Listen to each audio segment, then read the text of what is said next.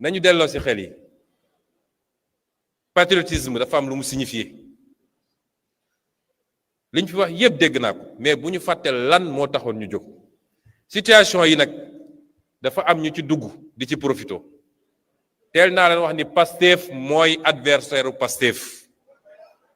Pastef rek moo mën a doon adversaire u Pastef ba tax bu ngeen seetee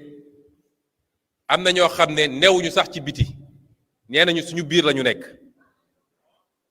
am na ñoo xam ne newuñu sax ci biti nee nañu suñu biir la ñu nekk mais dañuy essayer instrumentaliser yenn situation yi bu amee parce que seen objectif mooy changer narratif bi dem naa ba dégg ci ñoo xam ne sax seen théorie léegi mooy xale yi génnuñu woon xeex ngir projet bi waaye Ousmane Sonko lañ doon xeexal loolu mooy naka la ñuy changer narratif bi ba déconnecté xeex bi nga xam ne moom lañ doon xeex ngir réew mi ak yeneen projet politique yoo xam ne mi ngi judd ci suuf am na ñoo xam ne ñi ngi woote allié fu ñu génn leen li ne nous réclamons justice xam ngeen seen calcul lan la ñoom jàpp nañ ni li xew ci réew mi Ousmane Sonko am na ci responsabilité bu ñu yëkkati woon justice amaana moom ak ñi fi newoon ñu boole leen ñoom ñëpp comme ça ñoom ñu am boulevard bu ñu jàll. léeg-léeg dafa am ñoo xam dañuy instrumentaliser vos frustrations et vos combats di ñëw di organiser sax di organiser di essayer dajale nit ñi loolu bokkul ak ñu taxoon a jóg et nous devons être très vigilants ba tax ci li nga xam ne dañ koy utiliser ci ay argumentaire mooy di détecter fu frustration am rek ba li xew barki démb ci université yi parce que man damay dégg léegi Sénégal ku am benn problème bu ndaw li ngay njëkk a wax mooy ñun ñoo leen faloon eh bien kontaanatuma et cetera mais fal ni taxul nga war a jàpp ni da nga am droit absolu ba lu dul yoon ñu bàyyil la ko man ragaluma ku ma mere ragaluma ku ma dëddu mais nañuy teg mbir yi ci dëgg parce que fu dëgg amul rek dara mënu faa dox mais problème bu am parce que chantage moral boobu la ñu yàgg a def les hommes politiques te hommes politiques yi ragal chantage moral boobu moo tax dañ daan nekk ci démagogie lan moo ñu andil problème université wax naa ko barki dem étudiants yi ndax samay doom lañu te li ci ëpp nag ci ñun lañu bokk ci Pastef mais régime yi fi daan toog bëgg am jàmm ak ragal étudiants yi yëngatu saa yu étudiants yi ne lii ñoom xam nañ ni ça c'est pas soutenable mais dañuy gaaw nangu pour am jàmm dañuy dem ba egg benn point boo xam ne ils sont obligés de s'endetter pour pouvoir faire face à ces responsabilités-là ñun bokkuñu ci ñiy gouverner noonu loolu du gouvernance parce que bu ñu ko continuer réew mi xëy rek imploser mooy li ñu gis nii la dette cachée parce que da ngay obligé bëgg lu neex nit ñi ba def lu ëpp mais da nga koy nëbb parce que boo ko wonee njaaxum am nañu dellu si aux fondamentaux tabax réew du caaxaan ñun mënoon nañu def li ñëpp doon def mënoon nañu bañ a wax li ñu fekk fii ci réew mi bu boobaa tey dañ naan 74% de taux d'endettement la ñoom ku ñu tàllal loxo mu lebal ñu dañuy xëy rek ñu ne réew mi am na 200% ou 300% de taux d'endettement cessation de paiement le pays est en défaut ces enjeux structurels là il faut que ñu comprendre ko dans 3 ans élection dina am ku jàpp ni dëgg bi ñu teg ci réew mi woote effort national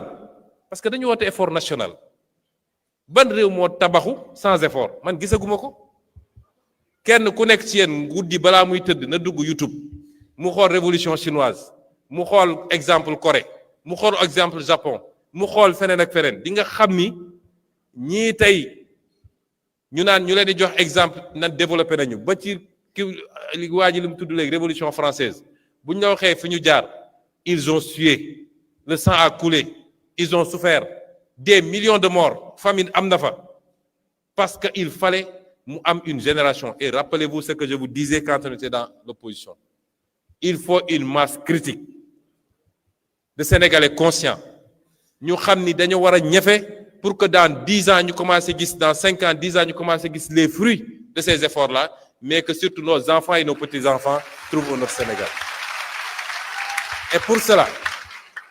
il faut que ñun ñëpp ñu échapper à la tyrannie de l'argent, du matériel et du joni-joni. Il faut que ñu échapper à ça. Ba suñu biir, l'un des principaux problèmes bi ñu am ba suñu biir ba ñi nga xam ne ñoo am des responsabilités bu ñu moytul dina am yu commencé feeñ parce que kenn ku nekk jàpp na ni pour des calculs politiques il faut ma waajal sam bopp te pour ma waajal sam bopp il faut ma am xaalis Pastef musul dajale ay milliards di ko jox sénégalais pour ñu woteel ko sénégalais li ñuy xaar ci ñun du loolu te ku ko def it fi nga koy jëlee xam nañ ko ci ay marché nga koy jëlee ci ay corruption nga koy jëlee ci ay dessous de table nga koy jëlee mais amoo ko sa salaire mayu la ko te donnoo ko il faut désintéressement am suñu bëggee tabax réew mi kenn ku ne li la yàlla wërsëgal nga xam ni lii la te continuer góorgóorlu nag pour am plus te ñu xam ni milliardaire poste responsabilité mënul def nit millionnaire waxuma laa milliardaire ndax lañ lay fay boo ci jëlee li ngay lekk ak li ngay sol jàppale ci say waajur boo dencee 200 000 ci banque bi bëri na nañu moytu tombe ci piège yu ni ñu fi jëlee moo tax les débats sur le matériel sur l'argent nañ ko def avec beaucoup de pudeur conviction dafa am solo la nga doon wax démb ak barki démb nga egsi nga continuer ci lii xew nag am na yoo xam ne fii du waxam tey Pastef fera face à tous les défis. Tous les défis.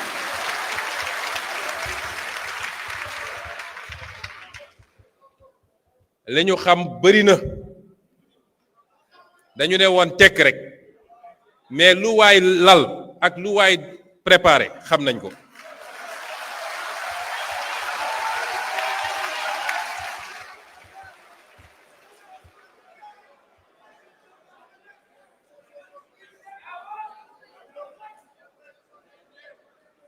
Il faut ñu dindalaat ñu reprendre parce que ñaari piège wa ñett yi nee naa ni yàlla piège des calculs politiques quand on est arrivé au pouvoir te jaru ko woon ndax calcul bu bëri andiwuñu fii yàlla piège des postes et des décrets ku nekk naan maa ngi xaar sama décret nommé guñ ma lañ ca bëggoon yépp amuñu ko naam mais des efforts ont été faits te ba ñuy nekk opposition ñëpp dañ ne woon man xeexuma ngir luñ may jox ak lu may am dama xeex parce que dama gëm réew mi et y a le troisième piège mooy li ma wax léegi nañ ko doxalee avec tact te xam ni nous serons à côté de vous nous serons avec vous comme vous avez toujours été avec nous parti bi nag dina relancer beaucoup d'activités wax naa ni mois d'avril la ñu jëm ci congrès bi incha allah très bientôt dinañu démarrer waat le placement des cartes de membres et les renouvellements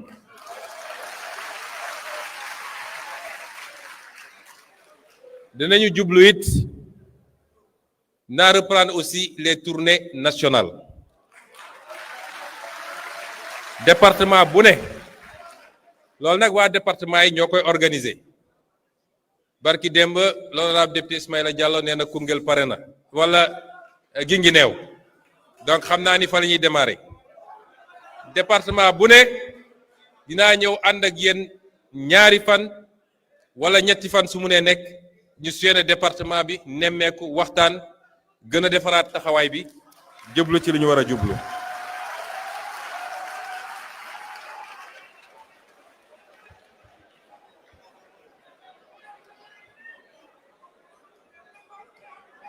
ma insiste tamit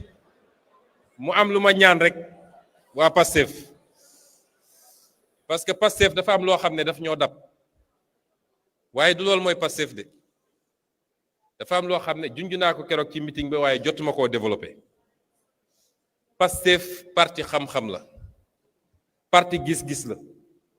parti xalaat ak bind ak sotti la parti proposition la bi ñu créé parti bi 2014 ba keroog bi ñuy andil problème 2021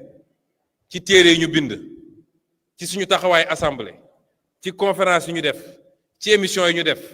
Pastef moo fi imposer le débat problématique sur les ressources naturelles, sur la fiscalité, sur les finances publiques, sur les politiques publiques, agriculture, santé, etc. keroog bi ñu taxawee assemblée nationale ak bi ñu démarré politique le débat yi commencé nekk des débats boo xam ne chauffeur taxi bi dina ko xam di ci wax mareyeur bi dina ko wax étudiant bi dina ko wax kenn kenn c'est ça Pastef. Il faut jamais oublier ça ñee ñu fi jëlee nag ils veulent nous tirer vers le bas te loolu nag justice bu doon def liggéeyam ni mu ko war a defee du waa Pastef ñoo war a tontu ci saaga yi ci xaste yi ci attaque contre les institutions c'est à la justice de le faire mais duñ ko def pour les raisons que vous savez Pastef loolu mooy cosaanam dañu ñëw 2001 ñu imposer ñu beneen terrain muy terrain jàmmarloo waaye loolu weesu nañ ko gis nga réew bu guerre amee dañuy mobiliser ñëpp professeur d'université bi médecin bi avocat bi ñëpp dañu leen di mobiliser ñu dem au front mais bu mbir mi jeexee avocat bi day dellu baro médecin bi dellu faji ji bu dee yàlla may na ko mu mucc professeur d'université dem jàngale ji jeune bi suspendre étude am dem étudier ji il faut ñu xam ni la parenthèse 2022 2021 2024 xam ngeen lu ci des mooy réparation yeeg justice beeg ñoom seen mais su loolu weesoo c'est une parenthèse bu ñu war a teg fële or certains d'entre nous sont encore figés dans cette parenthèse là 2050 moo war a doon léegi suñu vision suñu objectif ñu jublu ci loolu